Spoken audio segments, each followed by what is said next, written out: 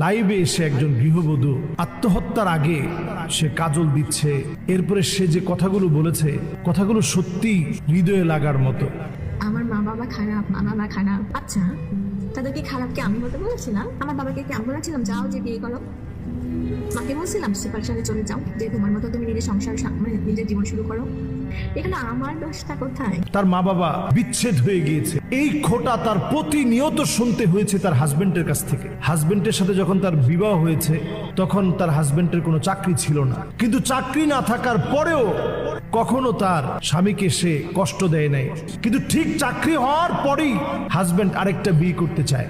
ওই মেয়েটা বলতেছে, দুনিয়ার জীবনে আমি যে কষ্ট পেয়েছি, জানি আমি মরে গেলে অনেক শাস্তি হবে, কিন্তু দুনিয়ার শাস্তিটা অনেক বেশি হয়ে গেছে।